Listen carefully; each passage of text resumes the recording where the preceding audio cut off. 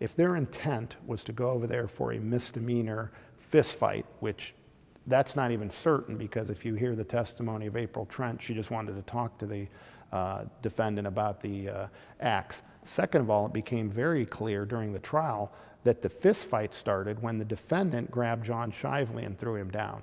So the first problem you have to run across is, what are you going to charge them with? Certainly, they would not have gone over there if they would have known that the defendant was going to come out and shoot at him 5 times, which, by the way, he said he didn't need a gun for them repeatedly. So you can't prove complicity, because that's clearly never going to fly. The other reason, and I've heard many, many people say this for months, is why don't you charge everyone? Why don't you charge everyone? Well, there's a very simple answer why you don't charge everyone. If you charge everyone, they all have a Fifth Amendment right. They all have a right to an attorney. And if the defendant does not waive his speedy trial time, and we call these other witnesses who are now defendants, their attorneys obviously are going to tell them not to testify. So who benefits from that? The shooter, the person who killed 2 people and shot 5 people. So sometimes you have to look at the degree of the offense.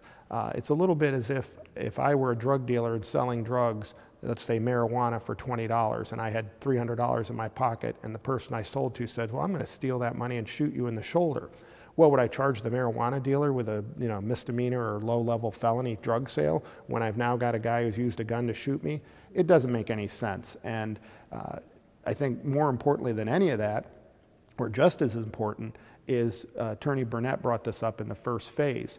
The reason we have criminal laws and the reason that we have people charged with crimes is to punish them. Don't you think April Vokes has been punished enough? She was shot 6 times, including the head. She's still suffering from wounds. She had to literally watch her son die in front of her and take his last breath. Her other son was shot in this matter. John Shively was shot in the back. Bryce Hendrickson was shot in the mouth. All of this because the defendant basically couldn't control his temper and act like an adult. Time after time, this defendant had an opportunity to act like an adult and to not go down and argue with these juveniles. He could have blocked them on Facebook. He could have called the police many, many times. His excuse of, I called them in November for a tire slashing incident that I don't know who was involved in, literally holds no water. And I think the jury obviously saw through that. Okay, if people are on your property, take a picture of them, put up security cameras. All I heard about was he had no security cameras and he couldn't afford it. But guess what? He now has security cameras. The fact that he's been in jail, they now have security cameras up there. So what was different? No, this guy wanted to fight these guys. It was a macho, mano-on-mano type of situation. He wanted to fight these guys. He wanted to prove that he was more manly. He wanted to win the affection of Tracy Hendrickson. And that's what it came down to, a 47-year-old man acting like he was a 17-year-old teenager. And that's really what came down. But to get back to your question, obviously there are consequences when you charge people. They have rights attached to them, including that Fifth Amendment right.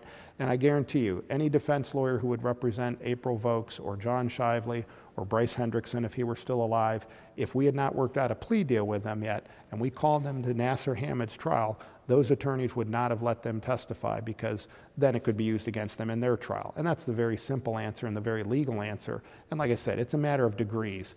Where do you draw the line? I go over for a fist fight and you go in your house and shoot me, come out and shoot me, and then go back and reload? I mean, the scales don't even tip in favor of charging anybody in this case.